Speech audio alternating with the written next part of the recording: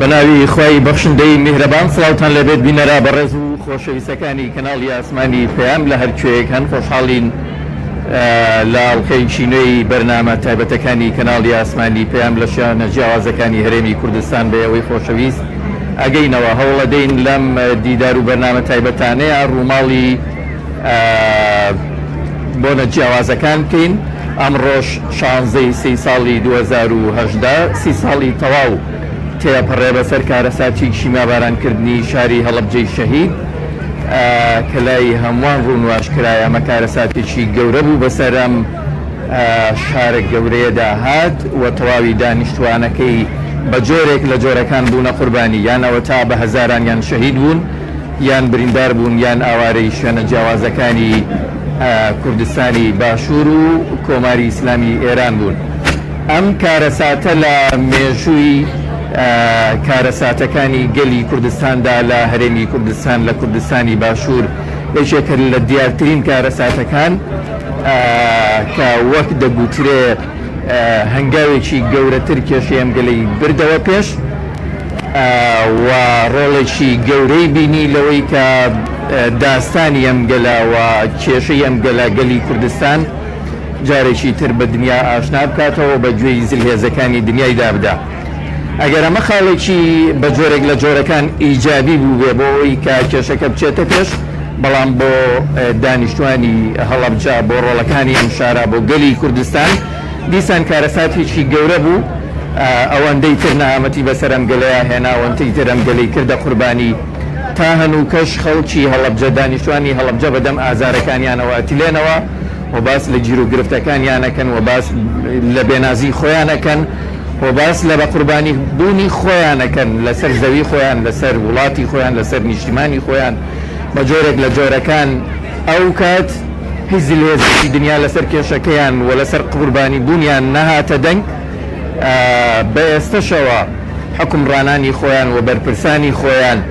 لە ماڵی خۆیان لە زێدی خۆیان نەیانتوانی وەکو پێویست هەنگاو هەڵگرن بۆ ساڕێژکردنی برینەکانیان. ئێمە لە یادی 30 ساڵەی ئەم کارەساتەیە هەوڵەدەین لەگەڵ بەشێک لە دانیشتوانی ئەم شارە، بەشێک لە بەرپرسانی ئەم شارە، لەگەڵ بەشێک لە نوێنەرانی توێژە جیاوازەکانی ئەم شارە گفتوگۆ بکەین، جارێکی تر باس لەو کێشانە بکەینەوە کە بەرەوکی ئەم خەڵکەی بەرنەداوە و لە یادی 30 ساڵەشە بە جۆرێک لە جۆرەکان دیسان باس لە معانات و کێشەکانی خۆیان بکەنەوە. بەشێک لە میوانە بەڕێزەکانتان پێناسێنم کە لێرە لەگەڵمان ئامادەن. بەڕێز مامۆستا ئەحمەدی حاجی ڕەشید، بەڕێزیان سەرۆکی فراکسیۆنی کۆمەڵە لە ئەنجومەنی نوێنەرانی عێراق و یەکێکە لەو نوێنەرانەی خەڵکی کوردستان و بە تایبەتی شاری هەڵەبجە کە لە حکوومەتی ناوەند و لە بەغدا و لە ئەنجومەنی نوێنەران ڕۆڵی هەیە. خەینە بەر کۆمەڵێک پرسیار بە هیوای وەرگرتنەوەی وەڵامی دروست و بەڕێز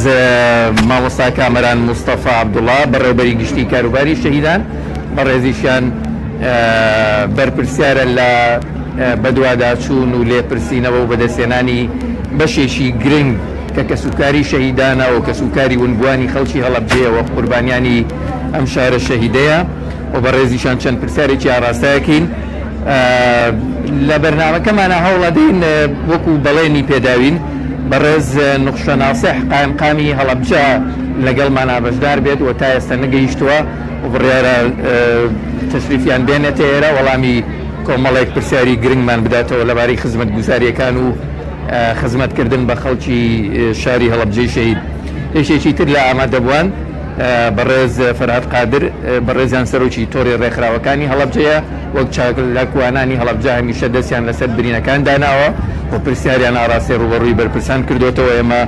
نزیکەوەیان دوێنین لەگەڵ کۆمەڵێک بەڕێزی دیکە لە ڕێکخراوەکانی هەڵەبجە و لە چالاکوانانی هەڵەبجە و لە هاوڵاتیان و چین و توێژە جیاوازەکان لەگەڵمانە ئامادەن. لێرە ڕاستەوخۆ لە کەناڵی ئاسمانی پێیامەوە بەرنامەیان لەگەڵا بەڕێوە بین. هەموو لایەک بەخێر بن، بەخێر بێنێوەش سەرسەر.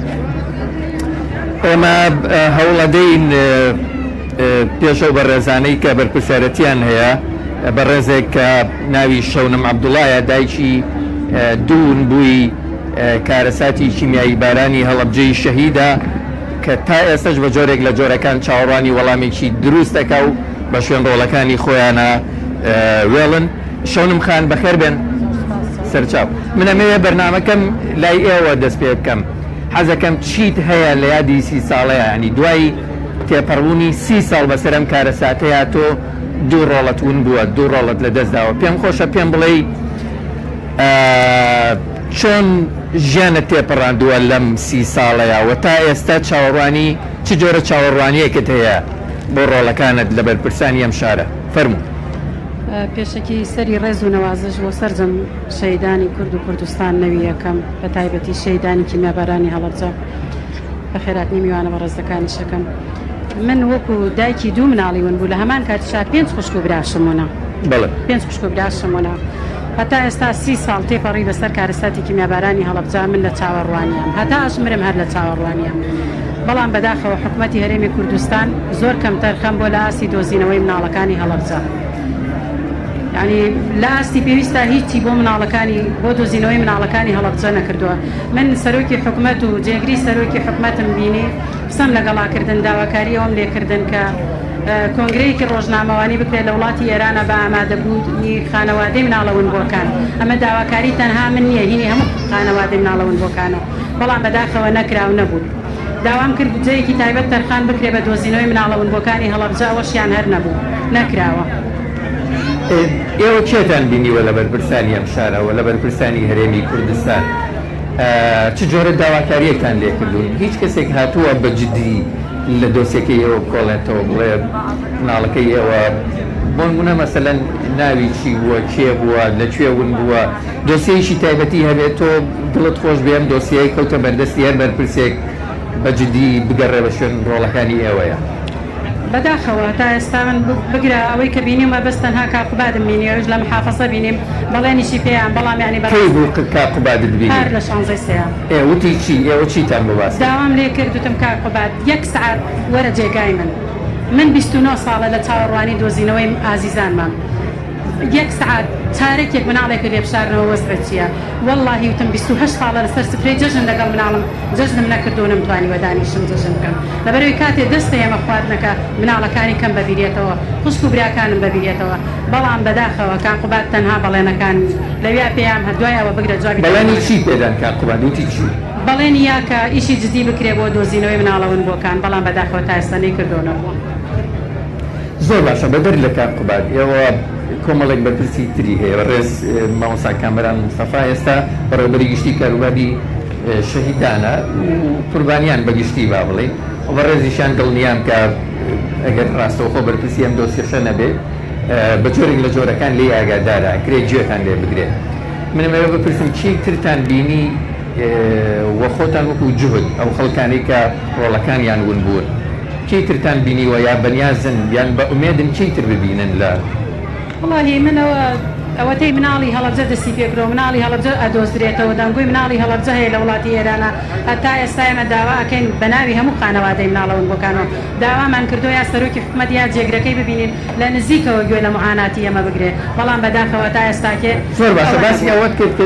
مناڵ دۆزراوەتەوە، ئەو ناڵانی تا ئێستا دۆزراونەتەوە چۆن دۆزراونەتەوە، بە جهدی چێ دۆزراونەتەوە، بۆ ئەوانی ئێوە لەو ڕێگەوە نادۆزرێنەوە؟ بەڕاستیوانەی کە دۆزراونەتەوە بزانێکێکیان مریەمە کە من ئەوەی کە زانیاری هەم بێ لەسەر مریەم، چونکم ئەمەلێکی زۆر هەبوو مریەم کچی من دەرچێ، بەڵام بەداخەوە کە ئەوە دکتۆر فەرهادیش بە دادگا بدرایە کە ئەو کەیسەی بەلادا برد و ئەوەی لە ئێمە کردو ئێمەی بەو دەردەبرد، بەڵام هەتا ئێستا حەزەکەم بەڕوونتر بڵێ مریەم چی لێ هات دۆزرایەوە بوو بە کچی کێ؟ بە جۆرێک لە جۆرەکان من ئەوەی بیستومە دیسان بۆتەوە قوربانی و بێناسکەوتەوە، ینی دیسان ئازاری پێگەیشتەوە. ئەوە گومانی تیانێ. من دوێنێ خۆم پێرە قسەم لەگەڵ مریەما کرد، بەڕاستی زۆر بێتاقەت بووتی دایکە کاتێ ئێستاشە تا ئێستاش پێم بڵێ دایکە کە کاتێ یادی هەڵەبجەیەوە ئازانم جارێکی کە هەڵەبجە کیمیاباران کراوە، لەبەرەوەی من ئێستاش نازانم ئاوارە و دەربەدەرم. من جارێ ون بووم دۆزراوە، بەڵام جارێکی کەس لە ڕێگای حکوومەتی هەرێمی کوردستانەوە من ون بوومەوە. بەداخەوە تا ئێستاکێ هیچ شتێک نەکراوە بۆ مناڵەوەنبۆکانی هەڵەبجە و کاری جددی بۆ نەکراوە. زۆر باشە. بەتر لە مەسلەی ون بوون ئێوە بەشێک بوون لە قوربانیانی ئەم شارە، دڵنیام کە سوکاری تۆ چۆن ون بووە، ئاواش بریندار بووە، ئاواش شەهید بووە، سەبارەت بە ئاوردانەوە لە بنەماڵی قوربانیان ئەگەر بنەماڵەیە قوربانیشی نەبێ وەکو شەهید وەکو ئێمە بە تێکڕا هەمومان بوونە قوربانی لەم شارەیە تۆ چۆن ئەڕوانیتا و خزمەتی بە دانیشتوانی هەڵەبجە کرێ بە تێکڕا بە شەهیدان و بە بریندار و بە ونبوو بە خەڵکی یاساییش وڵای من پێشەکی ئەڵێم هەڵەبجە نەکرێتە قوربانی ململانەی سیاست وابزانم واشە کراوەتە قوربانی ململانەی سیاست ئەگەر ئەو بەرپرسانەی لە هەڵەبجان بەجددی ئیش بۆ هەڵەبجە بکەن دڵسۆزانە ئیش بۆ هەڵەبجە بکەن باوەڕ ناکەم هەڵەبجە ئاوا بێت هەڵەبجە هێشتر ئەو هەڵەبجەیە نیە لە ئاستی گەورەی هەڵەبجە شتی بۆ کراوێ ئەوەی بۆ هەڵەبجە کراوە بگرە بۆ هەموو شار و شارۆچکەکانی کوردستان کراوە بەداخەوە ئەوە هەڵەبجە بووە بە پارێزگا مەسەلەن ئێوە چیتانەوێت پێتان وایە کە ئیتر ئەمە شتێکی گرنگ و گەورە بێ بۆ هەڵەبجە کرابێ هەڵەبجە تەنها لەسەر کاغەز پارێزگایە هەڵەبجە تا ئێستاش عەبادی بڕیاری نەیەوە کە بیکا بە پارێزگا ئێمە باوەشمان کردەوە سنگمان کردەوە بۆ هەموو برا عەرەبەکان بەڵام بەداخەوە عەبادی هەتا ئێستاش شەڕ لەگەڵ کورداکە عەزابی دڵی کوردەیە چی کردووە و یعنی من وەکو دڵی خۆم ئەڵێم عەبادی لەگەڵ سەدامە هیچ فەرق و جیاوازیەکی نییە زۆر باشە باسی عەبادیت گەدای حکوومەتی هەرێمی کوردستان وەک پارێزگا بە پێی پێویست مامەڵی لەگەڵم شارە کردووە وەک هاوڵاتیەک ئەمەوێ ڕای تۆ بزارن نەخێر نەیکردووە من لێرەوە ئەڵێم بە کاک عەلی ئەڵێم کاک عەلی بۆ خۆت پارێزگامە بە بۆ هەموو هەڵەبجە وەڵەبجەیەکان پارێزگا بە بەنوخشەخان ئەڵێم بە هەمان شێوە قایم قام مەبە بۆ خۆت و بۆ وەنەوشە سواری وەنەوشەکان ببیت و دەرچی بڕۆی گوێ بگرە لە معاناتی خەڵکی هەڵەبجە و هەڵەبجەیەکان مامۆستا کامەران کە نوێنەری ئێمەیە پێی ئەڵێم تەنها بۆ خۆی نەبێت لەو شوێنە ئیش بکات بۆ هەموو هەڵەبجە و هەڵەبجەیەکانی بۆ توایە بەرپرسەکانی ئەم شارە بۆ خۆیان و دەوروبەریان ئیشەکەن بە تەنها یان بۆ هەموو خەڵکی هەڵەبجە گومانیتیانە یعنی ئەوەی کە من چەندی ساڵە مامۆستا کامەران ساڵێکە دەست بەکارە بەڵام پێشووتری ئەوانەی پێشووتری ئەو شتەکاریان کردووە بەجددی ئیشیان نەکردووە بە هەڵەبجە گوێیان لە معاناتی خەڵکی هەڵەبجە نەکردووە زۆر سوپاس شەونم خان دێمە لای بەڕێز ماسافەرهاد ماسافەرهاد تۆ وەک چالاکوانێک وەک ڕێکخراوەکانی هەڵەبجە دڵنیام کە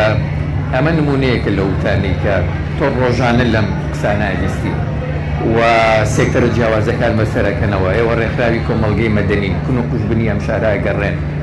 بە دوایی پێشخستنی لایەنە جیاواز و سێکتەرە جیاوازەکانی ئەم شارە تۆ بە زانستیانەتر بە مەدەنیانەتر ئەگەر ئەو دایکە بەڕێزە بە زمانێکی سادا معاناتەکانی خۆی گاندە بێت تۆ بە زمانێکی باوڵێن علمیانەتر پێم بڵێ ئازارەکانتان چی کێشەکانتان چی دوای 30 ساڵ بەنایخوا سوپاس بۆ میدارە بۆ لە ڕۆژی شانزەسیا سەری ڕێز و ناوازش بۆ کەسوکاری شەهیدان و سەرجەم شەهیدانی هەڵەبجە دانێنوە سەری ڕێز دانێنین بۆ سەرجەم شەهیدانی ڕاستەقینەی کوردستان ئێمە وەگەرۆک و ڕێکخراوەکان باس لە معاناتەکانی خەڵکی هەڵەبجە بکەین ئەبێمە بچین ناو قوڵایی کێشەکانی هەڵەبجە چونکە هەڵەبجە لە پاشەوەی کە ئەبێ بە پارێزگا بۆ خۆی عفو لە دوای بردومانکردن و شەیدکردنی خەڵکی هەڵەبجە و وێرانکردنی شارەکە ئیتر معاناتەکانی هەڵەبجە لەوە دەست پێکە هەتا ئەم کاتێک ئێمە قسەی تیاکەین ئێمە لە ماوەی 20 ئەوەندە ساڵی ڕابردوو لە ماوەی 27 ساڵی ڕابردووی حکومڕانی هەرێمی کوردستانە هەڵەبجە و پێویست ئاوڕێکی جدید لێنەدراوەتەوە ئەگەر ئێمە چی لەوە دڵنیا بووینەوە کەوا دەسەڵاتی کوردی تاقی کراوەتەوە لە چەند خۆناغێکە هەموو کاتێکە دەسەڵات و ئیمکانات لەلای ئەو ببێت ئەوە بە هەموو نوعێ مافی خەڵکی خۆی پێشێل کردووە لە هەفتا بۆ 74 ئەوە شایدە لە 92 تاکو 2003 شایدەکەوە چۆن دەسەڵاتی کوردی مافی هاوڵاتی پێشێل کردووە ئێسش لە ئێلانکردن و بە ڕاگەاندنی ئابووری سەربەخۆ بۆ پێمان ئەڵێ کە چۆن مافی تاک بە تاکی هاوڵاتی پێشەکراوە ئێمە ببینە سەر قەزێگەی خۆمان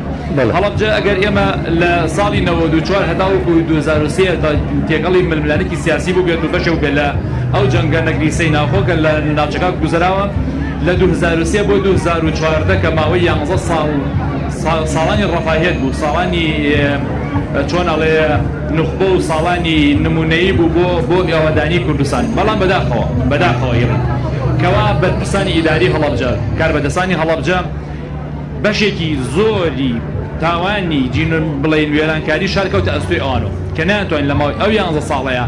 وەکو پێویست ئاوڕێکی جدید لە هەڵەبجە بدەنەوە هەڵەبجە خەنە سەرسکە ئاسایەکەی خۆی کاکە ئێمە کاتی ئەڵێن هەڵەبجە ئیشی بۆ نەکراوە ئەمە بۆکۆ ئەوی ناڵێن کە هەڵەبجە هەروەکو خۆیەتی لە 92 چۆن هاتوین هەمووی کەلاوەیە لە ساڵی هەشتاکانە لە ساڵی هەفتاکان هەڵەبجە سینەمای تیا بووە کاکر لە هەڵەبجە ساڵی هەشتاکان و هەفتاکان هۆڵی شانۆ هۆڵی مۆسیقایتیا بووە لە ساڵی هەشتاکانە تەنقیحی پوختەکردنی توتون هەبووە کە تۆ گەورەترین معمەل بووە 600 کارمەندیا ئیشی کردووە ئێستا هەڵەبجێشان هۆڵێکی تیانی تۆمەڕاستینێکی تیا سازکە بۆ نمونە منێکی زۆر سادە بۆیە ئێمە ئەگەر بێن دادگایەک دابنرێت بۆ سەبەبکاری وێرانکاری ئەم شارە بەرپرسانی ئیداری ئەم شارە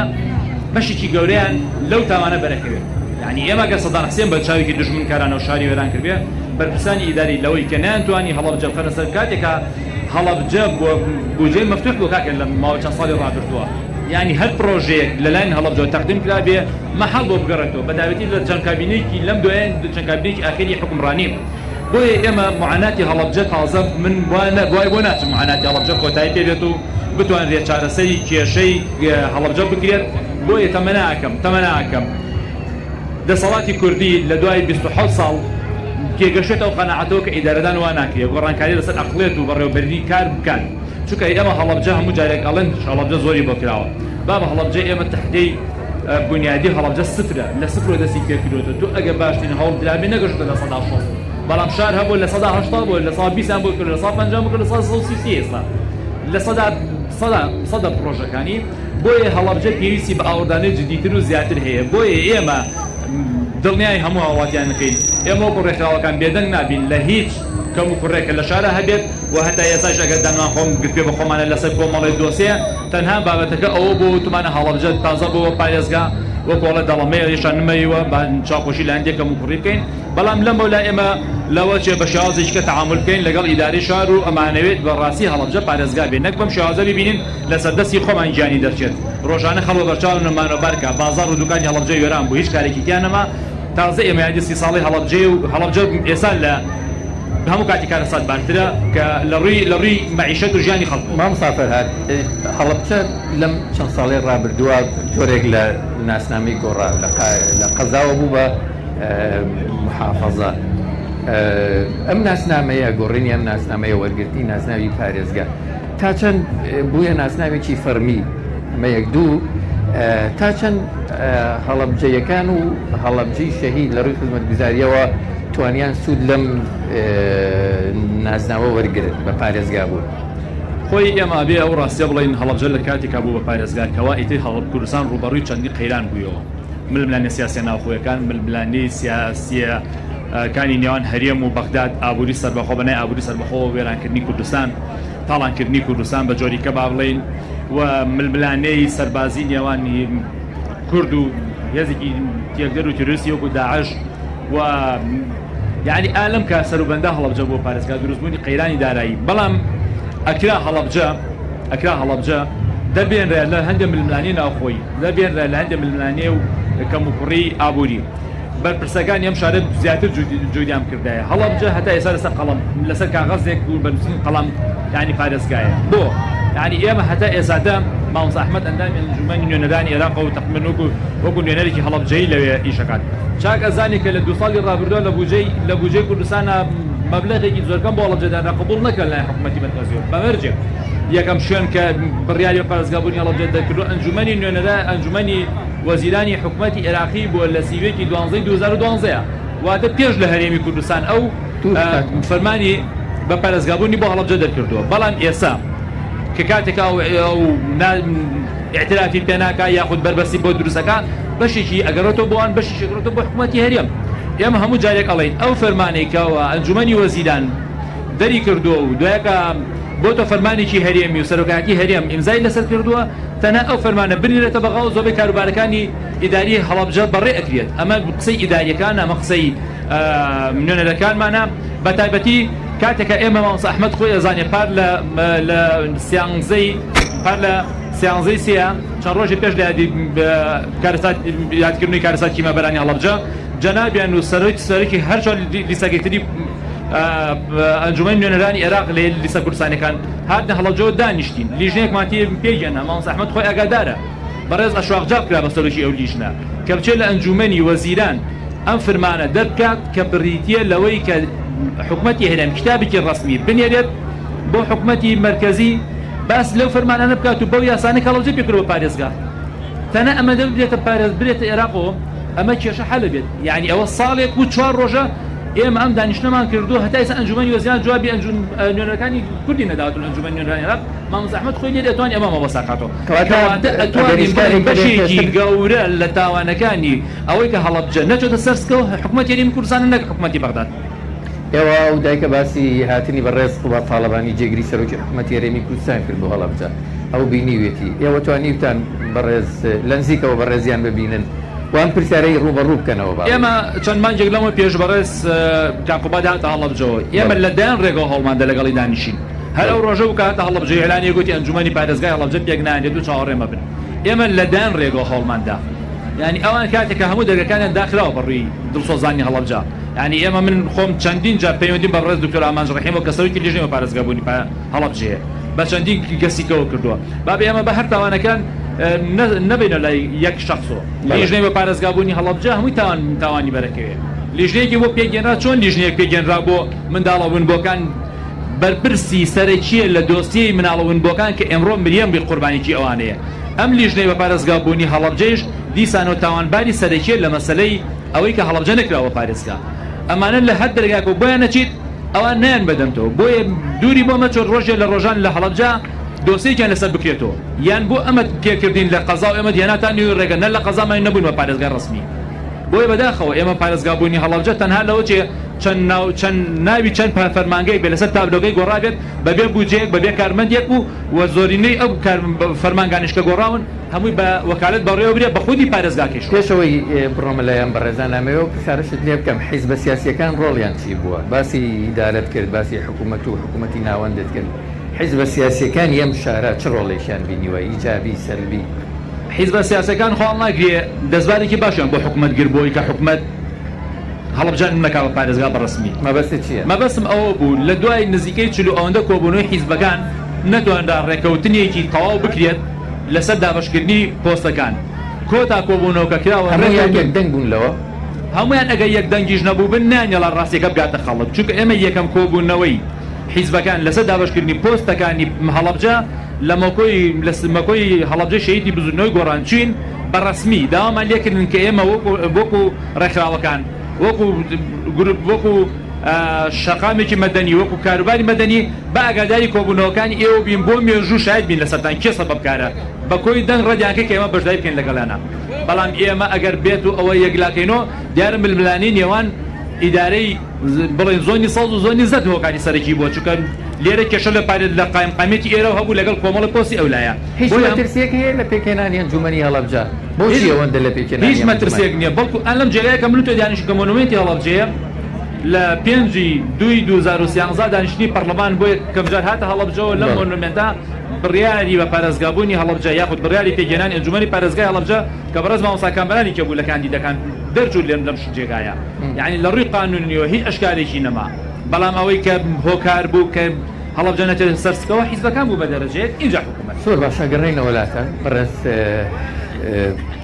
مامۆستا کامبەران تۆ وەکو یەکێک لە بەرپرسان و بەڕێوەبەرەکانی ئەم شارە ئەبینی خەڵکی نیگەرانە چ لێرە و گفتوگانی کە کرا چ لە میدیاکانی ترەوە چ لە بازار و بۆ خۆشتان لەنێو خەڵکەکەی ئاژینیانی بەدەنێ ئێوە لە نیگەرانیەکانی ئەم خەڵکە گەیشتون هیچ هەوڵێک هەیە بۆ چارەسەرکردن چی ڕێگرێت لەوەی ئێوە نیگەرانی ئەم خەڵکە بڕاوێنەوە سەرەتا لە سیەمین ساڵیادی کارەساتی هەڵەبجە سەری ڕێز و نەوازش بۆ شەیدانی کوردستان و شەیدانی کارەساتی هەڵەبجەدا نەوێنین وەکو هاوکارم پێشووتر باسی کرد من هەمیشە ژووتومە تەوقیتی بوون بە پارێزگای هەڵەبجە تەوقیتێکی خراپ بوو سەرەتای بوون بە پارێزگای هەڵەبجە سەرەتای قەیرانی دارایی بوو کە ڕووی لە هەرێمی کوردستان کرد و سەرەتای قەیرانی سیاسی ناو حیزبە سیاسیەکانی هەرێمی کوردستان بوو دەرەنجامەکەی بە ئێستەیشەوە هیچ حیزبێکی لێ بەبەری نییە و سەرەتای قەیرانی داعش و قەیرانی سیاسی و دارایی لە نێوان حکوومەتی مرکزی و حکوومەتی هەرێمی کوردستان بوو هەموو ئەمانە هەریەک و بەقەدەر قورسایی خۆی تەسیری لەسەر هەڵەبجە و شاری هەڵەبجەدانا زامی هەڵەبجە کارەساتی هەڵەبجە من هەمیشە وتومە ئەگەر ئێمە کورد نەبووینایە و هەڵەبجەیش نەبووینایە ئەکرا لە مەحافیلی نێودەوڵەتیە هێندەی دەقات بە کارەساتی هێرۆشیما و هۆڵۆکۆستی جوولەکە ڕۆڵی هەبێت چونکە ئەو سنووری ئێمەتیان سنوورێکی باگراوندی مەذهبی و نەتەوەیی و ینی سیکە کۆمەڵی کۆمپانیای سەرمایهداری کۆمەڵی وڵاتی گەورە هەموو ئەمانە کۆکەرەوە دوجار لە هەڵەبجە ئەو دۆزەخە دروستەکەن لە هەشتا بەڵام قیرانە سیاسیەکان و وەزعی سیاسی کوردە هەرێمی کوردستانەوای کردووە بە ئێستەیشەوە مەعمای نێودەوڵەتی نەتوانێت کورد کەیسەکەی وەکو پێویست لە مەحاکیمی نێودەوڵەتیا بباتە پێشەوە ئەمە لە ڕووی دەرەکیەوە لە ڕووی ناوخۆوە ناڵێن هەموو هەڵەبجە برینی هەڵەبجە زامی هەڵەبجە هەموو هەڵەبجە بکە بە ئاڵتون و دادەی تێ بکە نابێ بەوەی کە یەک شەو بیل لە مناڵەکانی خۆی نەکاتەوە و بەرکەوتەیەک هەناسەیەکی خوڵ بە ئارزووی خۆی هەڵمژێت ئەمە ئازار و برینی بەرکەوتە و کە سوکاری شەیدان و بریندارانی چەکی کیمیاویە بەڵام ئاخۆ حکوومەتی هەرێمی کوردستان من ناڵێم هەموو شتێکی کردووە ناڵم هیچ شتێک نەماوەنەیکە ئەوەی لە قودرەتی حکوومەتی هەرێمی کوردستانە بووە و ئەوەی وەزارەتی شەیدان کە معنیە بە من وەکو وەزارەت ئەوەی لە هەڵەبجە تا ئێستا کە کراوە وەکو مەشاریع و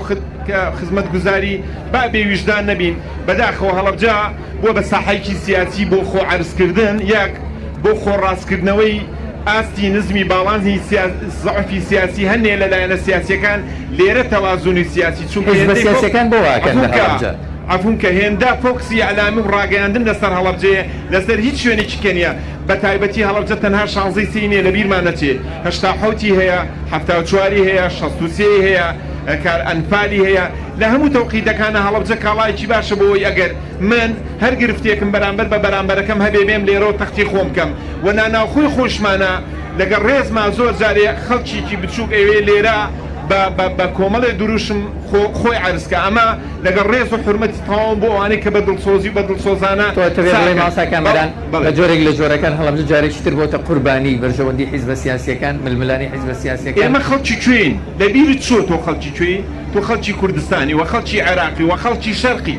یعنی تۆ لەکوێ من لەم فەزا دەرەکەی ئەم بێتە فەزایە کە دوور بێ لە باگراوندی مەذهبی و حیزبی و دینی و نەتەوەیی و سیاسی و اقتصادی ئێمە قەدەرەکەمان وایە لێراین لەم شارە ئەژین و لەم جوغرافیا ئەژین و لەناو ئەم نەتاوانە و لە تازە ئێمە مەواقعی ئێمە هەموو گرفتەکانە نوقسانەکانی حکوومەت بەجێی خۆی ڕاستە تەواوە ئەم حکوومەتە ناڵێن هەموو شتێکی تەواوە بەڵام مقابلەکان ئەوەی تا ئێستا لە حکوومەتا بووە سیرکە زۆرێکی ناڵێن بەڵام بەشێکیشی کە چووە حکوومەت هەنێکی هەر دەستبەرداری پۆستەکەی نەبوو کە حیزبەکەیشی کشاوە ئەوە تاچی کوردە ڕۆشنبیرە ئەیبینی کاتێ ڕخنەیەکە لە گرێدوایی بە سەفقەیەکی توجاری و ڕۆشنبیرە ئەچێ لە شوێنێکی کە هەموو ڕۆشنبیرانەی لە کۆمەڵە لە فەزایەکانە بوو ئەیان بەجێهێش بە دوای تمۆحی مادیا کەوتن ئەم کەلتورە شۆڕ بۆتەوە بۆ ناو تاک بە تاکمان من گرفتەکە لێرە ئەبینم ئێمە وەکو هەڵەبجەیی من داوا ئەکەم هەڵەبجەیەکان کۆ ببنەوە بتوانن لە عەقڵی یەکتر تێبگەن بتوانین لە هەموو مەهامی یەکتر تێبگەین و ئەو کاتە ئەو ڕخنەی کە لە من هەیە بتوانم بەڵێ ئیستیعابەی بکەم بە فیعلی وایە بە دوواداچوونی بۆ بکەم نەک کاتی ئەلف ڕخنە لە با ئەگرێ وا هەست بکەم کە هێرشە کاتە سەر من لە دڵسۆزی خۆی نییە بەڵێ حقدێکی سیاسی ئەمە لە مێژوو ڕابردووی نەک هەڵەبجە بگرێ لە هەموو هەرێمی کوردستان و عێراقی شابووە بۆیە تا هەڵەبجەیەکان خۆیان لەو کەلتورەدا نەماڵن خۆمان لەو مەعمەع سیاسیەدا نەماڵین ناتوانین هەڵەبجەکەی جاران دروستکەینەوە هەڵەبجە بگەڕێنینەوە بۆ هەڵەبجە خاوەن معریفە کەلتوریە سەقافیە سیاسیەکەی کە هەموو جارە هەموو جیهان و هەموو کوردستان و عێراق پەنجەی بۆ هەڵەبجە درێژە کرد ئێستا هەڵەبجە بکەین بە ساحەیەک بۆ تەسفیی سیراعی سیاسی بۆ بەرزکردنەوەی کاڵاکانمان بۆی ئەگە زۆعفێکی سیاسی هەر لایەنێکەیە بێ لە هەڵەبجە و بانگەشەکەی خۆی بەقوتکە ئەمە دەلالەت لەوە نیە حکومە دوقسانی نییە ئەمە دەلالەتنەوە نییە کە داواکاری کە سوکاری شەیدان لەجێ خۆیان حیزبە سیاسیانە چیان لە هەڵەبجاوێ مەبەستەکەم ئەمەیە زیاتر حیزبی سیاسی کەناڵێک دانێ 24 ساعتی کەناڵەکەی تەنها پەخشی ئەلامی سیاسی و ڕکلامی سیاسیە جاخۆ ئەگەر هەڵەبجەی دەستکەوێ هەموو ڕۆژێ سەفیرێک و قونسوڵێک و لایەنێکی سیاسی لێرە عەرزی خۆی بکە باشترین شوێنە بێت لێرە تەسفیی سیراعی شوێنێکی کە لێرە لەگەڵ لایەنەکەی کابکەوە خەڵکی هەڵەبجە بکە بە قوربانی بەڵام زۆر باشە بابینە سەر بەڕێوەبەراتەکەی جەنابتان خەڵکی هەڵەبجە مەسەلەن کەسوکاری شەیدان مناڵەون بووەکان قوربانیان تا ئێستاش نیگەرانیان هەیە تا ئێستاش داواکاریان هەیە ئێوە لە بەڕێوەبەرایەتی شەیدانی هەڵەبجە لە نیگەرانی ئەوان گەیشتون ئەوان ئێوە چیتان توانیوە بۆ ئەوانی ئەوان لە ئێستایا چاوەڕوانی چین بۆیان بکەن بەڕێوەبەراتیەکەی ئێمە ماوەی 1 ساڵە بۆ بە بەڕێوەبەرایەتی و تا ئێستاش لە بینای خۆیانە و خاوەنی 22 بۆ 25 کارمەندی فعلین کە بەڕێوبەراتیەکانی هەڵەبجە هیوانێ هەفتەی 2 ڕۆژ دەوامەکە بەڵام ئێمە 6 ڕۆژ دەوامەکەین بۆی تەختی سەرشانی خۆمان بکەین بۆی ئەو ئەمانەتەی کە وەرمان گرتو ئام لە سلێمانی جیابینەوە بتوانین لێرە ئیشوکاری کە سوکاری شەیدان بە سەربەرزانە جێبەجێ بکەین. ئەمە گرفتێکی سەرەکی ئەمە ئەوەی لە ڕابردووە کراوە بۆ کە سوکاری شەید بابەتی منداڵەبوونەوەکان هیوادارم خەڵک بە واقعی تێبگادەمە کەیسێکی یادسایی و توبیە نەکەیسێکی ئیداری ڕاستە وەزارەتی شەیدان لە پشت جوڵاندنی ئەو کەیسەوە بووە بەداخەوە مێژووی 30 ساڵی هەڵەبجە مناڵی ونبوو لە ماوەی 4-5 ساڵە بابەتی مناڵی ونبوو سەری هەڵدا لەم تەوقیتەی کە کێشەی منداڵی ونبوو سەری هەڵدا دیارە تاقی ئیداری لە بواری سەحیەوە و لە بواری یاسەیە ئەوە نەبوو کە خەلەت کەوتانێ لەو داتانە بەڵام بۆ چارەسەری ئەو حاڵەتەیش کە من ئەرزی بەڕێستانەکەم و بابەتە بابەتێکی هەم یاسایە و کودادگا و هەم بابەتێکی توبیە لە بواری سەحا ئێستا عقد لەگەڵ تیمێکی بەریتانیا کراوە کە لە بواری دیئنەیە لە بیرمان نەچێت لە ئەمریکا لە ئەوروپا کە قلەقی من لە بواری توبا ئێستش خەلەت هەیە لە بواری دیئنەیە 100% نەتیجەی دیئنێ وەکو خۆی دەناچێت جا خۆتو ئەگەر بەراوردکەی بە هەرێمی کوردستان دیارە گرفتەکان زۆر زیاترە بەڵام بەم تازەیانە حکوومەتی هێرێم بۆ وەزارەتی شەیدان کۆنتاکتێکیان لەگەڵ تیمێکی بەریتانیا کردو بۆ ئەوەی دیئنەی ئەو جیهازە و تیمە بتوانێت لێرە فەحز بۆ ئەو خەڵکانە بکا کە لەمە دووە ئەدۆزرێنەوە و بەنسبەت گەڕان بە دوای ئەوانە یعنی جیهان ئەمڕۆ هەمووی بۆ بە گوندێکی بچووک بە تایبەتی وڵاتی جووک و ئێران کە زۆربەی و ناڵە بندوانە لە ئێرانن یعنی ڕۆژ نییە ساڵ نیە ئێرانیەکان هەموو کەناڵی ئەلامی بابەتی ئەوە نەبیستن هەڵەبجە چی بەسەرا هاتووە و ئێرانیەکان کەلتوری ئێرانیەکان زۆر شارەزان بە هەڵەبجە تا ئێستا گەر مناڵێکی ونبوو هەبوو بێت و نەهات بێت ئەمە ناکرێن بابەتە ئەم گوناها بخرێتە سەرشانی تیمێک لە وەزارەتی شەیدان کە نەڕۆشتۆ ماڵ بە ماڵ بە دوایەوە بگەڕێ بزانێ مناڵێک لەکوایە و ئەوانیش حەقی خۆیانە دڵی ئەوان و هەست و نەستی ئەوان لە چه حاڵێکان یعنی ئەگەر شەوێک تابانی یەک جار بیل لە مناڵەکەی بکاتەوە ئازارەکەی بەقەدەر 100 ساڵی ئێمە کە بیل لە ڕەفاهێت و ژیان و تمۆحی مادی و سیاسی خۆمانەکەی زۆر باشە دەیگەڕێنەوە وڵاتان ماسا ئەحمەد ماسا ئەحمەد وەکو جوگرافیا شوێنەکەی ئێوە دوورە لێرە سەر دوورکەوتەوە ببوورێت بەڕێز مامۆستا ئەحمەد ئێوە نوێنەری خەڵکی کوردستانن نوێنەری شارێکن کە کۆڵێک معاناتی هەیە بە کۆڵێک گیر و گرفتەوە بە کۆڵێک قوربانیەوە هەستەکەم لە ناوناخی ئەم شارەکارە ساتبارەوە چوونە بەغدا بەغدایە کە بەرپرسیاری یەکەم بوو لە وێرانکردنی ئەم شارە لە کیمیا بارانکردنی ئەم شارە لە فیزیڤالەکەی ئەم ڕۆژ کە سوکاری قوربانیان و ئێستش ڕووی ڕەخنا لە نوێنەرایەتی کورد هەیە لە بەغدا بە شێوەیەکی گشتی هەر لە بەڕێسەرەوە کۆماری عێراقەوە هەتاوەکو باڵێز و سەفیرەکانیش کە لە دەرەوە هەن ئێوە بە کورتیە بەتوانن پێمان بڵێن کە وەکو هەڵەبجە یەکچوونە بەغا لەوێ توانیتان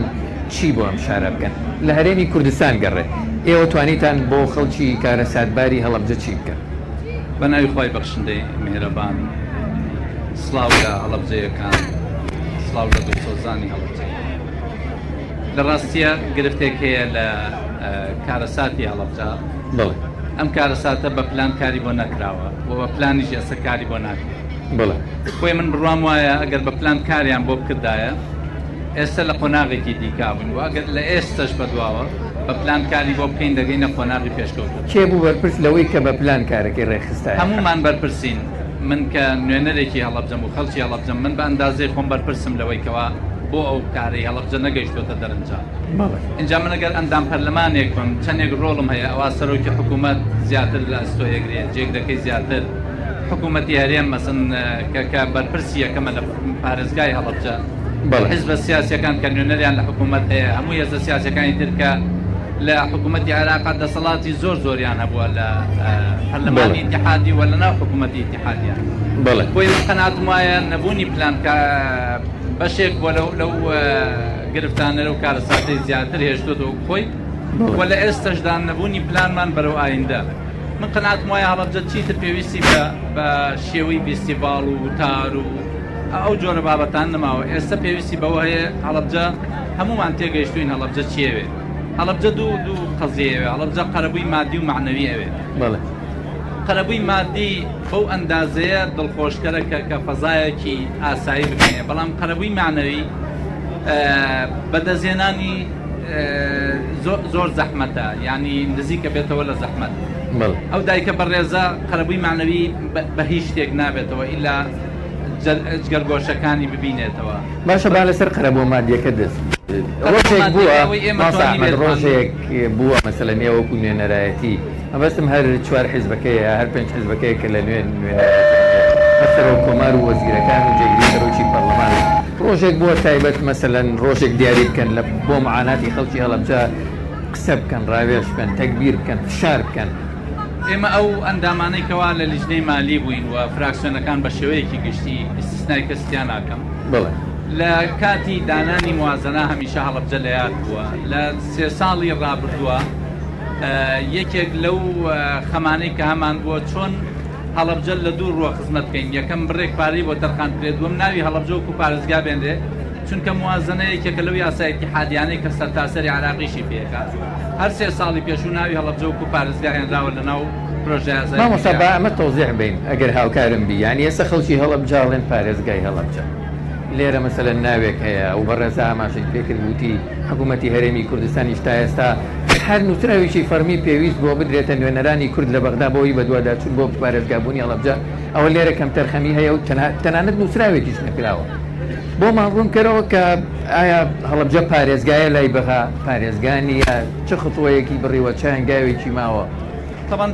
پشگیری تەواوی قسەکانی کاک فەرهاد دەکەم من خۆم لەو کوبنەوە بووم بۆ تا ئێسش چاوەڕێ ئەوە بوویتکەوە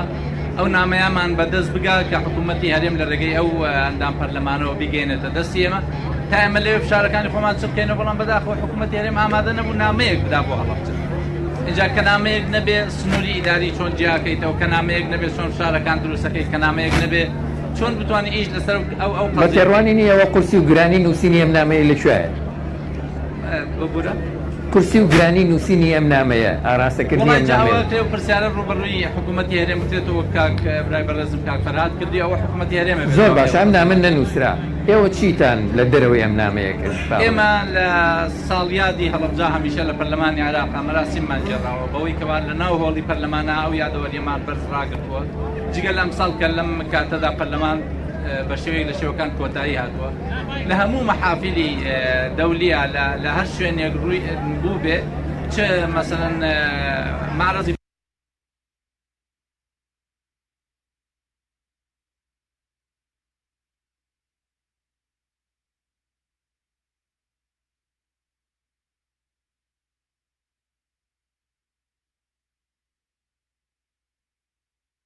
ڕێزمۆس ئەحمەد ئەوان کێشیان لە تێنەگەیشتن هەیە یا خۆیان لە ئەدەن لە حقیقەتێک کە ئەوەندەی هەڵەبجە بە نیسبەت خەڵکی هەڵەبجەیەوە خەمە ئەوەندە بە نیسبەت پارێزگا گەورەکەەوە لەوانەیە خەم نەبێ ئەوەندە بە نیسبەت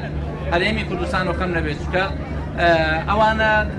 هەر یەکە بەهاناتی خۆی هەیە کاتێک کە باسی هەڵەبجەکەی بکرێ بە پارێزگا بەدایان قەزات بۆ زیینوەکەنەوە کە ئەوانەشیانەوێت بن بە پارێزگا لە کاتێکا نازان مەهاناتی هەڵەبجە چیە بۆیە ئێمە لەسەر هەموو ئاستەکان بە تایبەتی لە ئاستی حکوومەتی هەرێم و لە ئاسی نوێنەران و لە ئاستی ئەندامانمان کە وەزیرەکانمان سەرۆک کۆمار لە ئاستی بەرپرسیارەتی ئەو دیپلۆماتانەی کە هەمانە لە دەرەوەی وڵات لەو ئاستەیان نەبوون کە دوجار لەوانەیە هەرێکمان کارێکمان کردو و کارێک شخصی کردومانە بۆیە نەمانتوانی وەکو تیم کار بکەین لەسەر مەسەلەی هەڵەبجە من قەناعەتم وایە ئەگەر وەکو تیم کارمان بکردایە لەسەر مەسەلەی هەڵەبجە ئێستا لە قۆناغێکی دیکا بوو بۆیە ئەمەوێ ئەوە بڵێم کەوا چیتر ئێمە ڕەتنە و ڕەخنەکاری لە یەک و لە حکوومەت و لە حیزبە سیاسەکان بین بزانین هەڵەبجە چی ئەوێ دوایەوەی کە هەڵەبجە ویستمان چێوێ بیکەینە فلانێک و تەوزیعی ئەدواری تیا بکەین ئەگەر من ئەندامێکی پەرلەمانی ئیتیحادیم چەندێکم بەرەکەوێ بە ئەندازە ئیشەکە زۆر باشە تۆ وەکو شەخص وەکو تایب توانی وتە چی بکەیت خەڵکی هەڵەبجە ێزانی معاناتەکان چییە؟ من ئەوەی پێم کرابێ لە هەڵەبجە لە دەست بەکاربوونەوە توانیومە لیژنەی مالی بە فەرمی بێنم بۆ هەڵەبجە بە ناو شاری هەڵەبجە و لە مۆنومنتی هەڵەبجە دوایەوەی کارەساتە کە تێگەیشتن هەموو ساڵێک بەبێ مناقەشە لیژنەی مالی توانیومە قەناعەت بکەین ببوورە توانیومانە قەناعەت بکەین بە لیژنەی مالی کە بڕێک پارە تەرخان بکەن لە کاتێکا حکوومەتی هەرێم هیچ ئیتفاقێکی مالی نەبووە لەگەڵ حکوومەتی ئیتیحادیە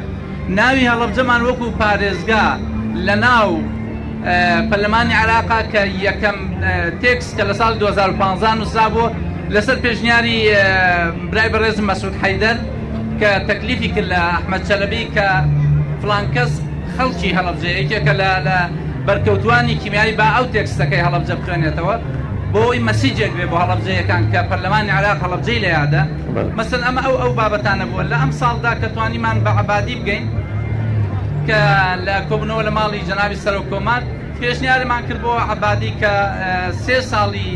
تەواوە ئەو بڕەپارەی تەلخانەکرێ لەبەرەوەی لە مناقلات تەلخانەکرێ ئەبووە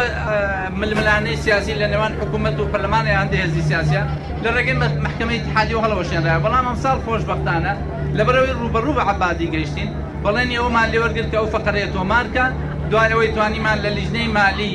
لە لایەن سەرۆکی لیژنەوە خۆی تێکستەکەی نووسیوە بۆی حکوومەت نەتوانێت هەڵی وەشێنێتەوە دوجار هیچ ئەندامێکی کورد لە ناو هۆڵی پەرلەمانە نەبووە لە ئەو تێکستە تێپەڕیوە کە هەڵەبجە پێویستی بەوە هەیە قەرەبوو بکرێتەوە بەڵام قەرەبووەکە ڕاستە کەمە بەڵام دوجار لە یادنەکردنی هەڵەبجەیە لە پرۆژەی اتحادیەکانە بۆیە ئەوەی هەرکی ئێمە بووە ئەگەر ئەوەندەمان توانی بێ کەپتەرخەمیمان نەکردووە ئەگەر لەوە زیاترمان توانی و نەمان کردووە فعلا ئەمە کەپتەرخەمیە پێویستە حیزبەکانمان لێمە بپرسن و پێویستە خەڵکی هەڵەبجە محاسبەمان. زۆر سپاس بەڕێز مامۆستا ئەحمەد. بەڕێزان بەداوای لێبردنەوە ئەم بەڕێزانە هاتوون وەکو چین و توێژە جیاوازەکان قسەیان هەبێت دەرفەتیانە دەیلێ دوای یەکڕێنەوە لایەوە و ئەگەر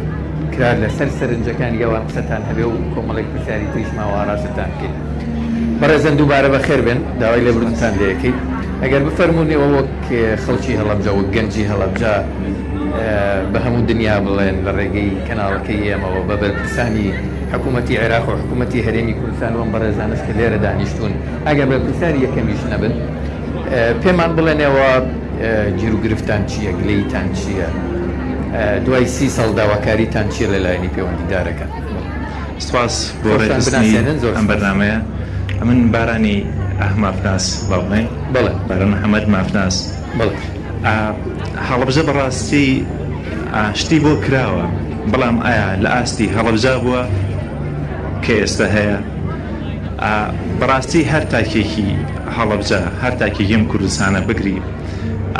بۆ خۆی کۆمەڵی گلەی و گازندەی هەیە یان هەر تاکێکی هەڵەبجە بپرسی کۆمەڵی قسەی نەوتراوی هەیە خەڵکیش بەڕاستی قسەی زۆری وتۆ بۆ بەرپرسەکانمان وام قسانی کە لەم ئەمڕۆکران هەر لە لێدوانە حکوومیەکانەوە هەتاوکو لێدوانی بەرپرسێکی بچوو ئەنی من تەنها ئەوە نەئەڵێم ئەین تەنها قسەکانی ئەمڕۆ بکرێن بەکردار هەڵەبجەیەکی ناوێت ئەین تەنها ئەو قسانە بکرێن بەکردار بۆ هەڵەبجە بەسە بەڕاستی ئەو منیش بە کاک ئەحمەد ئەڵێم کە ئەندامی ئەنجومەنێکی خۆشەویست بەڕایەوە ینی دوای قسەکەت بکە کێ لەوە بەرپرسیارەکان قسانە نابنە کردار خەڵکی هەڵەبجە حیزبە سیاسیەکان بەرپرسانی حکوومەتی هەرێم بەڵێ تۆر ڕێکخراوەکانی هەڵەبجە و خەڵکی هەڵەبجە بێگومان دایم لە هەوڵدابوون و هەوڵیشان داوە بۆی هەڵەبجە بکەن بە شارێکی نمونەیی هەڵەبجە بکەن بەو شێوەی کە لە تمۆحی هەوڵەتیانی هەرێمی کوردستانایە بەڵام بەداخەوە بلانە سیاسیەکان لە ناو هەڵەبجە و چ لە دەرەوەی هەڵەبجە ئەنی بە شێوازێکی سەرەکی ڕێگر بوون بۆ ئەوەی هەڵەبجە بکرێ بۆ پارێزگای کە خەڵکی هەڵەبجە ئەوێت ئەمە گەورەترین کێشەیە کە لایەنە سیاسیەکان تەداخلی سەرەکیان هەبووە بۆ ئەوەی هەڵەبجە ئەنی نەمرێ بۆ هەڵەبجەیە کە لە تمۆحی خەڵکایە. من ئەڵێم بە کاک ئەحمەد ئەگەر بەڕاستی هەڵەبجە وەک ئەو پارێزگایی کە ئێستا هەیە لە ئەنجومەنی نێرانی عێراقیش داوای ئەو پارێزگای بکەن کە لە هەڵەبجە لە محافظەی عێراقیان بکرێ بە محافظەیەکی عێراقی لە عێراقیش بناسرێت لە پەرلەمانی عێراقیش بناسرێت ئەنی ئەگەر ئابم شێوازی ئێستاە داوای مەکەن خۆتان مانوو مەکەن چونکە بەڕاستی هیچ ئیسپادەی بۆ هەڵەبجە نییە ئەوە ئێستا هەیە تەنها ناوە بۆ هەڵەبجە هیچ ئەمەلەیەکی کردداری و یاستاییمان نییە بۆ هەڵەبجە بۆ ئەوەی خەڵکی هەڵەبجە شانازی پێوە بکات. بەڵانی بەڕاستی زۆر ساز بێ گلەی و گاز نەمان زۆرە بەڵام قسە زۆر کراوە ئیتستەری کردارەکانیشت فەرموو. بەناوی خۆ یاسین ئەحمەد با دووسێ بڕوا ئەمجا ئەتوانن ئەگەر یاسین ئەحمەد لە تۆڕی ڕێکخراوەکانی هەڵەبجە. وەڵا پرسیارێک بۆ کاک ئەحمەد پێش هەموو شتێک بە سەری ڕێژ و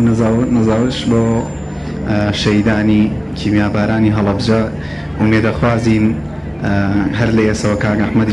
ئیشێک بکات بۆ مەسەلەی چارەسەری چەکی کیمیایی خۆزای کوردستان ێستا خۆی لە قەیرانایە دڵنیان کە ناچن بە دەمیانەوە ئەو لێ ڕێوە لە ڕێی خۆیەوە توانی ئیشێکی بۆ بکات مەبەستەکە ڕوونکەرەوە چی بکە مەسەلە مەسەلەی ئەو خۆت زانی ئێستا بەرکەوتوانی چەکی کیمیاوی تاکە ئومێدێکیان حکوومەتی هەرێمەکە حکوومەتی هەرێمیش خۆی لە قەیرانە خستێنەتە قەیرانەوە جا مێ دەکەم خۆی وەکو نوێنەرێکی هەڵەبجەی خەمێکی بخوا چۆن لەم ماوەی پێشوە دەورێکی کاریگەری هەبوو لە مەسەلەی بڕینی پشکێکی کەم ئەگەر لە چاو گەورەی هەڵەبجاڵێم کەم ئەگەر بتوانێت ئیشێکی لەسەر بکات دوو پرسیارێک لە مەسەلەی جینۆسایدی هەڵەبجا ئەوان چیان کردووە وە کێش بەرپرسە لە حەرێمی کوردستانە بەتایبەت مەسم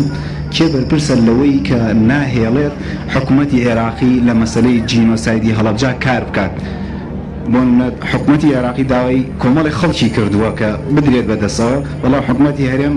ئەوەیە نایات بەدەستەوە ئەو یەکێکە لەهەنجا سەرنج و تێبینی جەنابتان زانین لەسەر ئەو مەسەلەیە سپاس فەرموو بە خێرایی ئەو کاریمان مامۆستا هاوسەر لە تۆرە رەخراوەکانی هەڵەبجە سەرەتا لە ساڵ یادی سیامین ساڵ یادی کۆمەڵە قوربانیانی هەڵەبجە سەر ڕێزی نەوازش بۆ سەرجەم شەهیدانی هەڵەبجە شەهیدانوێنین بە نیسبەت ئەو قسانەی کە کرا من ناموێ هیچ شتێک بم تەنها ڕووی قسەکان مامۆستا کامەران یەک پرسیار لەو باسی کێشەی سیاسی کردن لە سیاسیەکان کێنەوە هەڵەبجە بۆ تاقیکردنی خۆیان من لێ پرسم ئایا ئەمە بۆچی ئەگەڕێنێتەوە کادرە سیاسیەکانی ئێرە خۆیان لاوازن کەوا بکەن لە ئاسە کردایەتەکانی خۆیانە ناتوانن بێدەنگ بن یاخود هۆکارەکە چیە بۆ لە هەڵەبجا بێ کۆتایی بە هەموو لانە سیاسیەکان بێنرێت ئایا ئەمە وا ئەکات لەوە بۆ لە شوێنەکانی تراتوان خۆیان تەخیر خۆیان بکەن بەڵام لەناو هەڵەبجەیە تەنها ئەبێ کادیرەکانی لەبەر پلۆ پۆستەکانی خۆیان ئایانەوێت لێرە بمێنەوە یاخود چ هۆکارێکی لە پشتەوەیە کەوا بکەن هەموو کێشەکان لە هەڵەبجا بۆ کۆتایی بێت دەستا پاش سپاس لە خوشکان کێ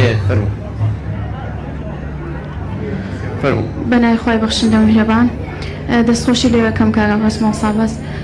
بە خێراتنی بەرەزانیانەکەم من لەو دایەوە دەست پێەکەم لێرە پێم خۆشەوە کە سوکارێکم قوربانیە پێم خۆشە لەو لایەنە سیاسیانە خۆش نەبێت کە تا ئێستا دەستیان هەیە لە کارەساتی هەڵەبجە و کارەساتی هەڵەبجە ئەوە نییە کە کیمیایی بە بەسەریکە کارەسات و کارەساتەیە کە دوای 30 ساڵ هیچ نەکراوە بۆ هەڵەبجە و کوشت دوای 30 ساڵ هێشتر خەڵکی هەڵەبجە ماتەمەگەڕن دوای 30 ساڵ وایە ساڵێک لەم ساڵانە هیچ نەبێ مژدە وایە بۆ هەڵەبجە پێم خۆشە ئەودایە لێرەوە هەموو تەواوی کە سوکاری شەهیدان ئێمە هەمومان من پێم سەیرە خەڵک لێرەیان بە ڕێزانە پرسیارەکەن کە ئاکی تازە دوای 30 ساڵ پرسیارەکەن کە کێ ڕێگرە لە هەڵەبجە گەورەبوونی هەڵەبجە لە بە مافگەاندنی هەڵەبجە من پێم سەیرە ئەگەر چایە بگوڕانی بەلایەنە سیاسیەکانی ئەم شارە زانین کێ لە ڕابردووە ینی مافی حیزبەکەی خۆی پێشێل نەکردو بۆ مافی هەڵەبجە ئێمە لە بیرمە لە چەند ساڵی ڕابردوو ڕوویە هەموو لایەنە سیاسیەکان بە دروشمیانوت هەڵەبجە زۆر لەوە گەورەترە ئێمە لە پێناو مافێکی خۆمان ینی بچووکی کێنەوە بەڵام ئەوتان نەمان بینی بە فعلی بەڕێز مۆسا فەرهاد ئەپرسم دەستخۆشی لێ یەکەم بەڕاستی قسەکانی زۆرێکی لەگەڵم بەڵام پێم خۆشە مۆسا فەرهاد وەکو سەرۆکی تۆڕی ڕێکخراوەکانی هەڵەبجە کەمێک ورتر بێ دەقیقتر بێ لەوەی کە پێم وایە بە ئەویش هەر دیارە کە لانە سیاسەکانی ئەم شارە لەسەر چی ڕێنەکەوتنەوە چۆن بوو بەو شێوەیە مۆسا کامەران ینی من پێم سەیرە مۆسا کامەران وەکو نوێنەرێکی ئەو قوربانیانە پێم سەیرە ئەو شتە ڕەمزی و زۆر بچووکانەی کە بۆ هەڵەبجە کراوە کە یان پێم ئابە چایە بۆ شوێنی بە هەڵەبجە ئازانین کە هیچی بۆ نەکراوە هیچی ئەبێ جادێکی بۆ نەکرێ بێتی داخلی هەڵەبجە ئەوانە بە شتکردن بۆ هەڵەبجە ئەفو بۆ ینی ئەمانە هەژمار ناکرێن بۆ هەڵەبجە زۆر لەوە گەورەترە کە ئەوان بە چەند شتێکی بچووک بڵەن شت کراوە بۆ هەڵەبجە پێم خۆش بۆ ئەو زیاتر جەختی لەسەرەوە کراتەوە کە من لەگەڵەوان پیش بۆ هەڵەبجەکان نەکراوە پاشان مۆسا ئەحمەد پێم خۆشە بزانم هیچ شتێکی پێوەکو نوێنەرانی عێراق لە بوجە و موچەی هیچ شتێکەیە بۆ پارێزگای هەڵەبجەوە شتێکی دڵخۆشکەر هەیە بۆی کە خەڵکی هەڵەبجەکان ئیتیۆنە چاوەڕوان نەبن دەستخۆشتان فەرموو بەلای خۆی گەورە من هاوخەمی خۆم بۆ تەواوی هەڵەبجە دەرەخم بووم لە کاتێکدا کە خۆم هەڵەبجەیم پرسیارێکم بۆ مامۆستا فەرهاد هەیە و مامۆستا کامەران توان لە هەردوویەکیان جوابانەوە ئێوە وەکو ڕێکخراوەکان وەکو نوێنەرەکانتان چیتان کردو بۆ کەسی ونبووەکان لە کاتێکە کەسی مریەم خان هەیە کەسی عەزەم هەیە کە گومان دروست ئەکارە سێ ونبووەکانمان و پێشنیارێکیشم هەیە ئەوەیە کە بۆچی ئەبێ ئێمە وەکو هەڵەبجەیەکان هەموو شتەکەمان بخێنە ئەستوی کاگەحمەد لە کاتێکە تەنها هەڵەبجە بوو کوردستانی بە هەموو دنیا ڕاگەیان ناساندی ئەی پەرلەمانتارەکانی تر چی ئەکەن ئیشیان چی لەوێ بۆچی ئێمە ئەبێ هەموو پرسیارەکان و داواکاریەکانمان لە کاگەحمەد بکەین کەسی ترتان مداخلەیەکی هەیە فەرمووە و برادرە لەو سەر ئەو برادرە خوشی من لەو سپاس سەرەتا سەری برێز و داواژیست بۆ قوربانیانی شەهیدانی هەڵەبجە و شەهیدانی کوردستان و سەرەتا نازای ڕەخن لە کوێ بگری ڕاستیەکەی لە حکومەت لە ڕەوەندی کوردستان حیزبەکان نازای لە کوێ بگرین من ڕەخنەمان گرتووە هیچ بەڕاستی لە هەمویان بگرە کامیان بە ڕاستەکەی ڕەخنیان نەما ئەوە ڕەخنەمان گرتووە ناخۆش بۆ ڕاستی وەڵامتان نادەنەوە نە وەڵامە یعنی ئەگەر بە پارێزگا بوون ئەوە کرێ لەوتەی حکومەت هەیە نازەم دووشتی بۆ هەڵەبجە دوی جام پارێزگا بوون ئەوش بە شکلی دومیشان دۆزینەوەی بۆکانی هەڵەبجەویش بۆ بە کولانەوەی دیسان کارەساتەکە بەڕاستی فەرمو ئەودایە ئیستا بەڕابەکە تاوابێ سژەگرێت ئەوە کرێت پرسیارێکی بۆ کاک ئەحمەد یان کاک ئەحمەد 602 ونبووی وڵاتی کوێت ئێستش قوربانیە دێتەوە ینی 5,000 مقارنەکرێت بە 602 ونبوو ئەوان قەرەبووە ڕێگەڵ بۆ تا ئێستا ئێمە قەرەبوو ناکرێن 5,000 شەهید 602 ونبوو و پرسیارێکی شومەی بۆ کاکە ئەحمەد بەڕاستی لە کەیسی بە ئەندامبوونی عێراق لە دادگای دادی نێودەوڵەتی کە یەکێکە لەو کێشانەی کە ئەوەیە کە هەڵەبجە بە جینۆساید ناسانرێت کە ناتوانرێ ینی عێراق بکەن لە ژێرە بوارێکە ئەو فشارێکە بکرێت بە ئەندام ینی بە پێی یاساکە هەیە ینی پەیڕێی ناوخۆی دادگاڵێ ئەکرێ ڕەزامەندی ئەو وڵاتیش وەگری بەوەی کە ینی دادگاکە ڕێگەی ببدێت کە دەکۆمە لە کێشە بکە بۆ ئەوش ناکرێ ینی هیچ کامیان نەکراوە ئەیوە گەنجێک تێبینیت لەو خزمەت گوزاریانێت چییە کە بۆ گەنجانی شارەکەکرێ ئەو حانایی کە گەنجێک پێگەێنن لەلایەنی زانستی و فەرهەنگی و ڕۆشنبیری و لە کام خزمەت گوزاری دەست پێ بکەیت ڕاستی ئەوەی کە بۆ هەڵەبجە کراوە نە لە بۆ هەڵەبجەی وەکو ناوی هەڵەبجەنەوەکو بۆ پارێزگایە ئەوەی کە ئەکرێ ئەو خزمەت گوزارێکی ئاسایە بۆ هەموو وڵاتی بۆ هەموو شارێکی هەرێمی کوردستانەکرێ نەوەکو بۆ پارێزگایە ئەو کە کراوە بەڕاستیشی ڕێکخراوەکان نەک حیزب نەک حکومەت نەک هیچ لایەنێ ئەو ئیش ڕێکخراویشی هەڵەبجێ کێ لەیەوە قسەیەکی هەیە بە ڕاستکەوانە بابیکە فەرموو بسم الله الرحمن الرحيم همون صالك ام ياد جوانا اكريته ولا شار جوانا كي هلبجا وايما همومان اماده ابين بلا من راسي امش تيب خمر روك تا اسا هيك خزبت گزاريكي اوتوبو هلبجا نكراو وكوشي يعني مثلا كوشي تبي نكراو چنهاش تمان هي يعني هلبجا راس باريزغا بلام چنها فيسي خزبت گزاري هي زورق لا اسا بنونا بابلين كايما چني خزبت گزاري ما بكراو بلام تاو نكراو اسا بنونا مكتبه كان لا حكمته اما كتابين بيسان بخويندين هي وابي بيشخويني بلام هیچ کاتێک لەم یعنی لەم شارە جوانی ئێمە ئەبێ زیاتر لە حکومەتەوە لایەنگری بۆ شارەکەی ئێمە بکرێت چونکە 5,000 شەهیدی تیا بووە یعنی ئەبێ کە چەندەها شت بۆ ئێمە بکرێت بەڵام تا ئێستا هیچ شتێک بۆ ئێمە نەکراوە لە ڕووی خوێندنیشەوە هیچ شتێک یعنی ئێمە هەموو ساڵێک پێمان باشە کە ئەم یادە جوانە بکەینەوە لە شاری هەڵەبجە بەڵام هیچ خزمەت گوزارێکی ئەوتۆ بۆ ئێمە نەکراوە و زۆرێکیش لە کەسەکان یعنی گوێنایانە ئێمە یعنی ئەو هەموو بووانە تا ئێستا ڕێکخراوێکی ئەوتۆ نەبووە کە یعنی لەو هەموو کەسانە ئەو ئیشانە بخەنە زۆر سپاس بۆ تۆش پێم وابێ ئەو مایکەمان بیتێت زەحمەت نەبێ سپاس بشیت چی ترما بوو تۆ قسەت هەبوو بە کورتی یارمەتیمان بدەیت فەرموو سەرەتا بەخێراتنی هەموو لایەکەم بەخێراتنی بە ڕێزانەکەم کە بە میوانداری 16 گەشتونەتە ئێرە بەخێراتیم بەڕێزانەشەکەم بەخێراتنیەوەشەکەم سەرەتا سەری ڕێز و نەوەژز بۆ کە سوکاری شەیدان دانێنم بەخێر بێن سەر چاو من وەک بەرگەوتێکی شتە شیمیاوی وەک زیندانی سیاسی وەک کەمەندام وەک خاوەنی کۆمەڵە شەهید بەڵێ زائیدەن یەکێک بووم لە پێشمەرگەکانی بەرەکانی جەنگیش هەتاوەکو کاتی ڕێفراندۆمیش بەڵێ من پێم سێرە ئەو بەڕێزانە کە یادی 16 سیەکەن بە چ ڕێکەوە هاتنە ئەم شارە ئەم ساڵ بۆچی نێن یانی ئەبواە پێشە موشک لەبەری کە خەڵکی هەڵەبجە لە خۆیان ڕازیکەن ئەبواە موچەی کە سوکاری شەیدانیان بدایە موچەی بەرگەوتەکانیان بدایە ئەو موچەی کە ناکاتە چارەکە موچەی موچە خۆرانی تر کە بەس بۆ عیلاجش بەکارهێنن ئەوان نەیانتوانیەوە خزمەتی بنەماڵی شەیدان بکەن ناتوانێت خزمەتی بنەماڵی شەیدان بکەن بە هیچ جۆرێک. بەڵێ سپاس تۆ ئیزافەیەکی هەبوو بەس بە خێرایی بورە من یەک ئیزافە مەگرو پرسیاری لەو خوشکە بەڕێزە کرد وتی ئەتانێت چی بکرێت بۆ هەڵەبجە چی کراوە بۆ هەڵەبجە ینی ئەو شەهیدانەی ئەو کەسوکاری و قوربانەی کە لە دەرەوەیانەوە کە هیچ کەسوکارێکیان نەماوە لێرە ئەمێنەوە هەنی ئێستا هەتاوایان لێ هاتووە پەشیمان کە بێنەوە چونکە لێرە ئیجراعاتی یاسایان کاری یاسایان بۆ ناکرێت یعنی ئەو چۆن بڵێ خۆیان بە غەریب ئەزانن ئەمە گەورەترین کێشەی بەڕاستی بۆەوەن ئەبێ ئەمە سپاسی کۆمەڵی قوربانیان هەڵبجەکەم کە بەداتەچوونیان کردووە کاریان بۆ کردو بەڵام لەسەر و یارمەتی پێویستیان نادرێت جکا کە هەر تاکێک بچێ بۆ لە هەر شوێنەکەەوە بێت یەک پیاسی ناو شاری هەڵبجە بکات بەس ئەوەنە وەڵی شانزەی سەیەکە بینێ بۆ خۆی بەس بە ناو هەڵبجەکە من بەس ئەوەنە هەڵێ سپاس بۆیەوە سپاس بۆ هەمووتان بۆ بەشداری هەمووتان من بەڕێز کاش فەرهاد تۆ ئیزافەیە بکەرە سەر قسەی و بەڕێزانە وەڵام من سەرتامێ وەڵامێکی ئەو دوقشکە بەمە کە پرسیاران بۆ من هەبوو یەکەمیان کە جوانەخان بۆ پرسی ئەوەی مانسا فەرهاد دوورتر وایە فعلەن ئێمە نەچین ناوردەکاری ئەو بابەتانەوە چونکە ئێمە گە بچین ناوردەکاری و ئێمە لەوە چیە گلەیەکی وا لە حیزبەکانی ئێرە خۆیان بێبەری کردو لەو کارەساتەکە بۆ سەر ینی ڕێگرن لە بەردەم پارێزگار هەموو جارە حیزبەکان لێرە ڕێکەوتون لەسەر دابەشکردنی پلە پۆستەکانی ئێرە ئەوە لەسەرەوە ڕێگریەکرێ بەڵام ئەگەر بین لەنا ئەوانەی ئاورتری کەینەوە ململانێ سیاسیەکە کە لە ساڵی 63ەکانەوە تا ئیساتە درێژەی کێشاوە ئەمە ڕێگرە دیسانەوەڵە بۆ لە هەولێرە و پۆستە نادێ بە میش لێرە و پۆستە نایەمە بە ئەو بۆ ئەوڵە مادەم ئەو فڵانە پۆستی ناوە منیش ئەو یاسەی شانزی سێ هەبوو 3 ساڵ لەمەوبەر پرسیارم لە یەکێک لە بەرپرسەکانی ئۆرگانە حیزبەکانی ئەم کە لەم بەرنامەکەمە ئامادە بوو بەڕێز بەرپرسی لقی پارتی دیموکراتی کوردستان بوو لە هەڵەبجە وتی تا 21 نەورۆز ئێمە پێک دێین و پۆستەکان هەموو دابەشەکرێن و شتێکی لەو بابەتە تا بە هەنووکەش دوای تێپەڕبوونی 3 ساڵ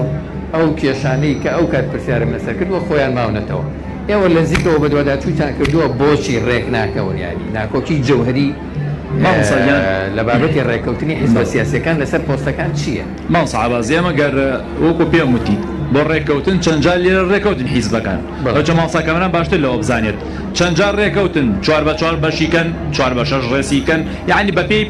سیقاقەتی هەڵبژاردن دابش کریە بەڵام کە کاتی ئەچوویە سەرۆ لەوێ ئەهاتن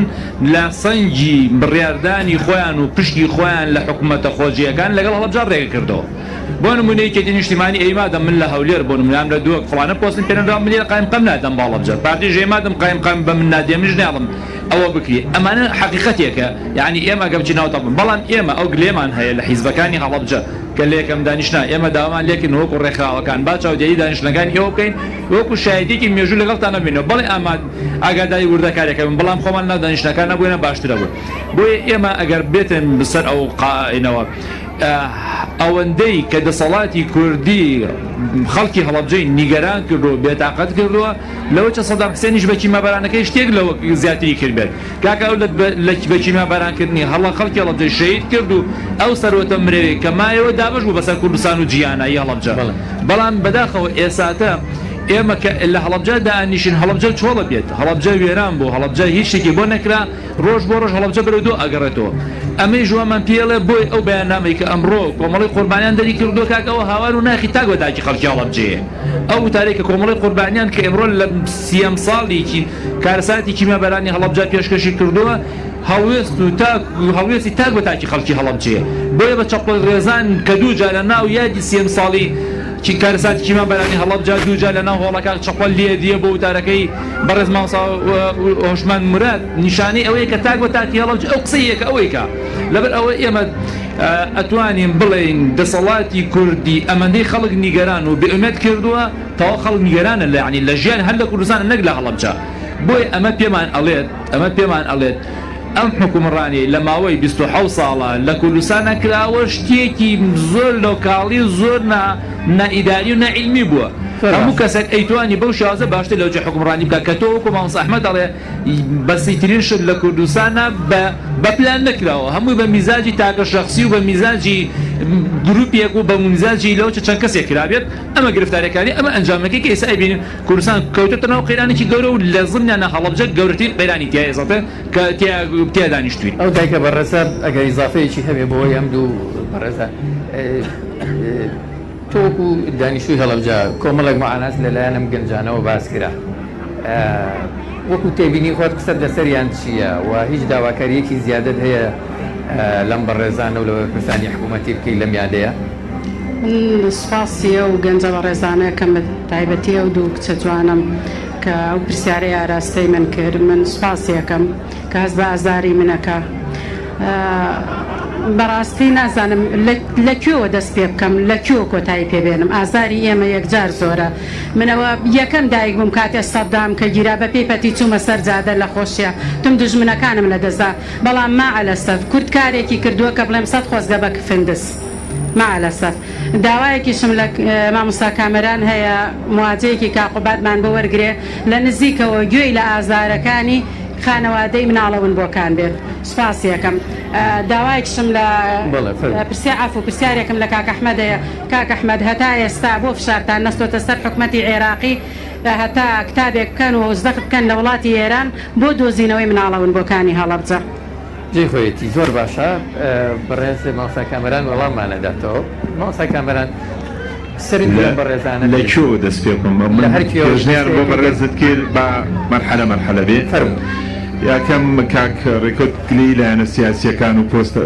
هەنی خۆزگای من نوێنەرێکی سیاسی بوومە فعلەن لەسەر لیستێکی سیاسی پۆستێکی داریمەیە بەڵام ناکرێ وەکو کەسایەتێکی سیاسی لێرە قسە بکەم بەڵام لە بەرنامەی کارەوە بەڕێز بزانێ وەکو شۆرەوەی سیاسی ئەوە شتێکی کەیە هەر لەم هەڵەبجە ئێستا کۆمەڵی بەرپرسەیە لە هەمان دەسەڵات نییەوە زۆرێک لە هەنێ مۆقع بچووکەکان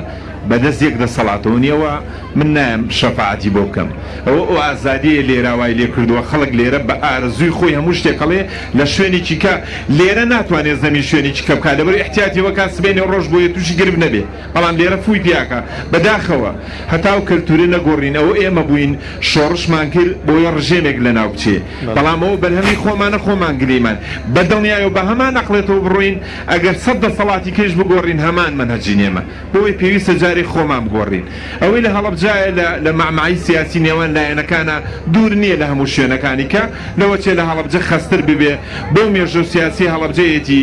یەکەم لایەنی سیاسی کە خەباتی هەڵسانەوە هەڵا هەڵەبجە بوو شۆڕشی چەکداری یەکەم گروپی سیاسی ئیسلامی هەر لە هەڵەبجا بوو لە بیرمان نەچێ هەڵەبجە دوای 2004 حکومەتی هەرێم دەسەڵاتی تیا بووە پێش 2004 حکومەتی هەرێم دەسەڵاتی لەم هەڵەبجانە بووە ئەمە حەقیقەتێکە باین نکولی لێ نەکەین دوام باس لە کەسوکاری شەیدان من ئەڵێم بەخۆشم کە کوڕێکی شەیدم هەرچی بۆ کەسوکاری شەید بکرێ بۆ مناڵێکی شەید کرێ بە یەک شەوی باوکی خۆی نادێتەوە و بە یەک شەوی دایکی خۆی نادێتەوە باشە بەڵام ئەوەی لە هەڵەبجا ئێستا ئیبینین بعد نەخۆشخانەیەکی بەرکەوتە کراوەتەوە بۆ تەواوی هەموو کوردستانە نەک تەنها بۆ هەڵەبجا گەورەترین گرفتەیە تیمێکی پسپۆر نییە تیمێکی ئێرانی هەبوو قەرار بوو بهێنێ بە ئەوەی قەزای سیاسی هەرێم و ئێرانەوە تیمەی هەڵەشاوە ئێستا قەرارە تیمێکی ئەڵمانی خەڵکی بۆ دامەزێنراوە ئەجیزەی تایە بینا من لەوە نەگەیشتم ببوورە بۆچی ئەو تیمە ئێران هەڵوەشێنرایەوە گرێبەست ئەو وەسعەیە کە جەناب و باش تێگەیشتی و خەڵکی شتێگا پێی چیش ناکاشی بکەمەوە کەس نییە تێنەگا وەسعێکی سیاسی لە هەرێمی کوردستانە ڕوویا و تیمە بەڵام ئێستا لێرە دوو تیم زۆر مختصن فەڕەنسیەکان و ئەڵمانیەکان و ئێرانیەکان ئێستا تەنها ئەوما و سپۆڕی بواری سنگ و چاو و پێز بێت هەڵەبجە و خەستەخانی تیاکرێتەوە بۆ هەموو هەرێمی کوردستانە بەڵام ئەفزەڵێت بۆ خەڵکی هەڵەبجێ کۆمەلگایکی وەرزشید من نامێت ئەمانە وەکوم بەکرەمە بەبەخشمەوە بە خەڵکی هەڵەبجە کۆمەلگایکی وەرزشی دروست کراوە لە هەڵەبجە لە هەرێمی کوردستانە تاکە کۆمەلگای وەرزشیە مەسەلەی خانووی کە سوکاری شەیدان کە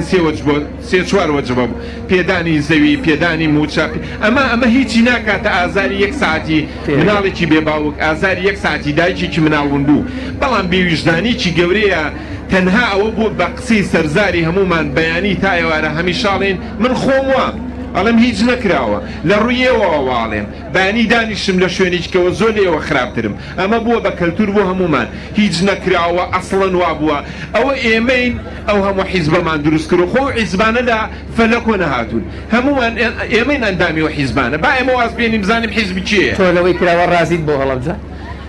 من تموحی هەڵەبجە زۆر لەوە بە گەورەترە زانم یعنی ناوی هەڵەبجە ئەگەر هەڵەبجە بەراورد بە ئەنفال بکەیت قەزەی ئەنفال دەئەونی هەڵەبجە گەورەترە ڕێژەی قوربانیەکان بەڵام کەیسی هەڵەبجە لە ڕووی سیاسی نێودەوڵەتی ئەگەر قسابی بۆ بکرێ قەزەیەکی زۆر قورسە ینی بابەتێکی زۆر گەورەیە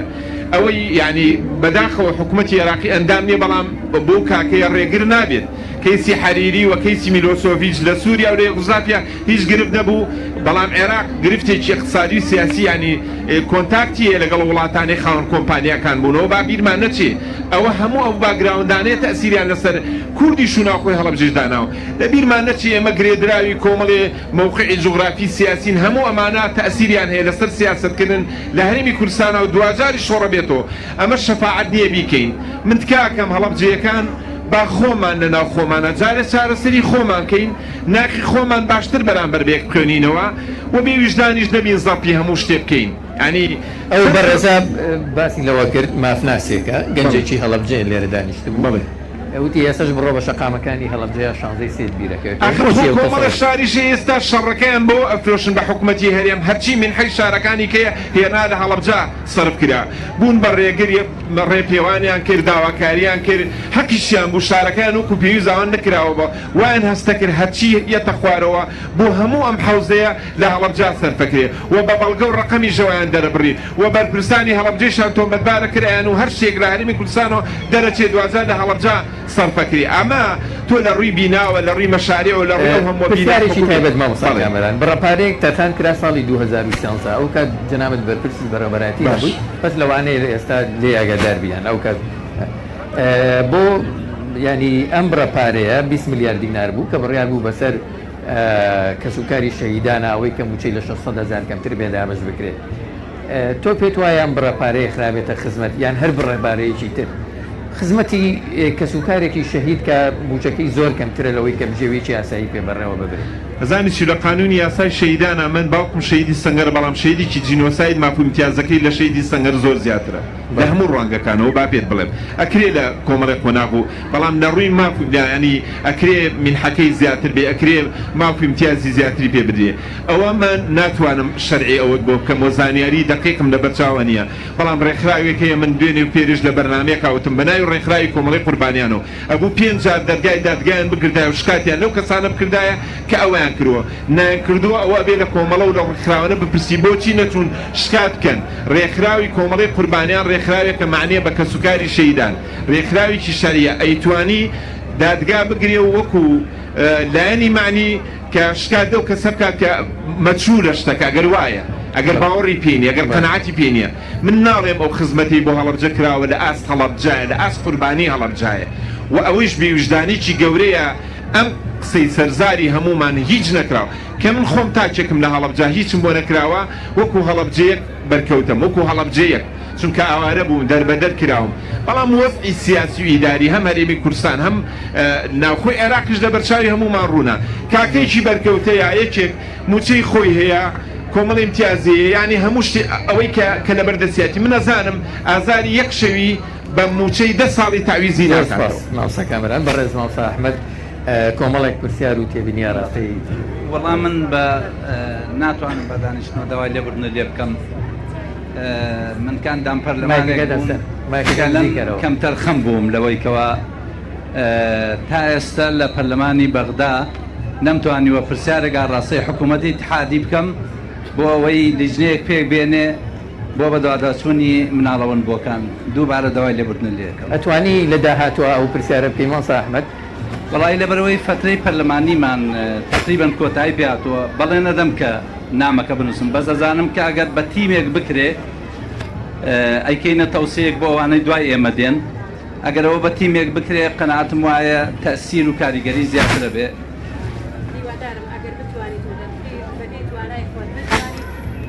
بەڵێ عفو هیوادارم ئەگەر بتوانیت و لە تواناتا بێ ئەگەر 4 کەسیش بێ لە کەسوکاری مناڵەوەن بۆکان بیبیتە بەغا تا لە نزیکەوە گوێ لە معاناتی ئێمە بگرن جەخت بقەنە سەر بەغا لە ئێستادا ئەگەر نووسینێکی ئێوەم پێ بێ بە زووترین کات ئەینێرم لە نووسینگەکەی خۆمەوە توانم بیگەێنمە حکوومەت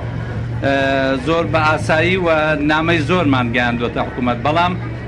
فعلەن کەم تەرخەم بووین لەوا داوای لە بڵێ ئەوەی تر ئێمەش گلەی لە خۆشەویستان و ئازیزانی خۆمانەکەین ئێوەش بە پەنجەی پڕ لە خوێنی ئێمە چوونەتە پەرلەمان هیوادارم بە قەڵەمی بەویژدان دیفاع لە هەڵەبجە هەڵەبجەیەکان ئەوەش گەورەیە بۆ ئێوە کە باس لە حقیقەتێکین کە نەکراوە بەڵێ تێبینەکانی سەبارەت بە پرسیاری جەنابی پارێزەر و برای بەڕێزم لە تۆڕی ڕێکخراوەکان بڵێ هەر کەس بە پێی مووقعی خۆی من ئەندامێک بووم لە جلجەی دارایی لە بەرەو زیاتر سەر و ساختەم لەگەڵ مەسایلی داراییە هەیە توانیومە قەزەیەکی دارایی بکەم بەڵام دڵنیاتانەکەم هەمومان بەیەکەوە نوێنەرە کوردەکان ئەتوانین بە تیم شت بکەین چکە ئەگەر بە تیم نەیکەین کاریگەری ئەو تۆی نابێ و ئەگەر بە پلان نەکرێ کاریگەری نابێ و ئەگەر کۆنتاکتمان نەبێ لەگەڵ ڕێکخراوەکانی ئێرە ئەو برا بەڕێزانە من کۆنتاکتی بەردەوامم لەگەڵ ماوەسا فەرهادەیە لە پەرلەمانی عراق و داخوازی خەڵکی ئێرەمان بە بەیاننامە و بە ئەو نامانەی کەەوە ئاراستە کراوە نامەی ڕێکخراوەکەی بەڕێزیانم بۆ هەرچی هێزی سیاسی لە عێراقا هەیە ناردووە بە فۆرمی خۆمەوە تاوەکو لە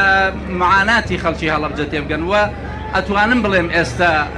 ئەتوانین داخوازی بکەین بەڵام داخوازیەکان من بۆ ئەوی شتەکان شخصی نەبن و تەنها من لەوە جیهانە بم حەزەکەم هەموو فراکسیۆنەکان ئەو قەزەیە لە ئەستۆ بگرین چکە ئێمە 5 هێزی سیاسین یا زیاتر لە 5 هێزی سیاسی بتوانین ئەو بکەین زیاتر کاریگەری ئەبێ بە دڵنیاییەوە و زیاتر گوێمان لێ ئەگیرێ و ئەتوانین زیاتر فشاری سیاسی و فشاری مەدەنی دروستکەین بۆ ئەو بابەت. باس لە مەسەلەی جینۆساید کرا. مەسەلەی جینۆساید بە حکمەوەی من اختصاصم قانون نییە لە ڕاستی اختصاصم زیاتر مەجالی مالیە و کە لە بازاڕە ئەڕەمەڵەنەوە پیاوی موچەکەیە ئەوە پیاوی پارەکەیە بۆیە شارەزایم لەو مەسایلی جینۆسایدە نییە. زۆر باشە باس لە پارەکە بکەینەوە وابزانم حەیدەرابادی بڕیاریدا کە هۆڵێکی گەورە بۆ هەڵەبجە بکرێتەوە ئەوە چۆنەوە بەکوێ گەیشتە و ئایا بەدڵنیاییەوە وایە؟ لە بوجا ئەوە تەسبیت کراوە خۆشبەختانە چکە ئەوە چەند ساڵێکە لە بوجا دایانین بەڵام لە مناقەلە لایە بن ئەمساڵ بە موافقەتی خودی بەڕێز عەبادی ئەو پرۆژەیە دانراوەوە لەگەڵ برای بەڕێزم ماوەساکاوە جەنابیان دازیارکاوە کە کۆنتاکتی بەردەوامان هەل لەو ڕۆژەی کەوا موافقەت کراوە تەلەفۆنم بۆ کردوکەوە موافقەت کراوە لە ئێستەوە دیزایانی هۆڵەکە بک بۆ ئەوەی بە هەمومان بتوانین ئەوە لە فترەیەکی زەمەنیا چکە لە مانگی 5 انتخاباتەکرێ ترسی ئەوەم هەیە دوا بکەوێ بۆ ساڵی داهاتوو بۆیە هەوڵە دەین هەموو فراکسیۆنەکان ئینشاءڵڵا ئەوە جێبەجێ بکەین و هەڵەبجە ئەمساڵ بەهرەمەند بێ لەو هۆڵە ئینشاءڵڵا و تاوەکو وەک باسییان کرد هۆڵەشی گەورە نیە بەشکمەوە هۆڵە بتوانین بێتە ناوەندێک بۆ ئەو مناسباتانەی کە لە هەڵەبجە. زۆر سپاس من هاوکاران ماماژەم بۆکەن کاتی بەرنامەکەم تەواو بوو ئەمەوێ دووبارە لە ناخی دڵمەوە سواسی ئامادەبوونی هەریەک لە بەڕێزان مامۆستا ئەحمەدی حاجی ڕەشید سەرۆکی فراکسیۆنی کۆمەڵی ئیسلامی لە ئەنجومەنی نوێنەرانی عێراق و بەڕێز کامەران مستەفا عەبدوڵڵا بەڕێوەبەری گشتی کاروباری شەهیدان و بەڕێز مامۆستا فەرهاد قادر سەرۆکی تۆڕی ڕێکخراوەکانی هەڵەبجە و دایکە شەونم عەبدوڵڵا دایکی دوون بووی هەڵەبجە ئینشەڵڵا بە ڕۆڵەکانی شا دەبێتەوە لەگەڵ هەمووان و بەڕێزان لە میوانانی عزیزم کە لێرە ئامادە بوون لە ڕێکخرا و توێژەکی هاوازەکان و ئەو هاوڵاتی بەڕێزانی کە هاوکاریان کردین و بەشداریان کرد لە بەرنامەکەی زۆر سوپاستانەکەم. سوپاسی تایبەتیشم بۆ لایەنە پەیوەندیدارەکانی مۆنمێنتی هەڵەبجە و دەستگای یاسایشی هەڵەبجەی شەهید کە هاوکاریان کردین و حەقی خۆشمەگلەیم لە بەڕێز قایمقامی هەڵەبجەی شەهید بەڕێز نوخشەخان بکەم کە بڕیار بوو بەڵێنیدا لە بەرنامەکەمانە ئامادە بێ وەڵامی پرسیارەکانمان بداتەوە بەڵام بەداخەوە ئامادە نەبوو هیوادارین لە فرسەتێکی ترا بتوانین قەرەبووی بکاتەوە. سواز بۆ بینەرە خۆشەویستەکانم سواز بۆ هاوکارانم لە دەرهێنان لە BSNG لە کامێرا زەوی و ئەوەی کە لە ئاسمانە فڕێ شۆفێرە بەڕێزەکان هەمووان کە هاوکاریان کردین هاوڵاتیە بەڕێزەکان سواز بۆ هاوکارانم لە سلێمانی لە کۆنتترۆلی مرکزی کە هاوکاریان کردین تا بە دیدارێکی تر بە هەمولایەکان شادەبینەوە مولایەکتان بەخوای گەورە و مەزنە سپێرین خواتان لەگەڵ. سپاس.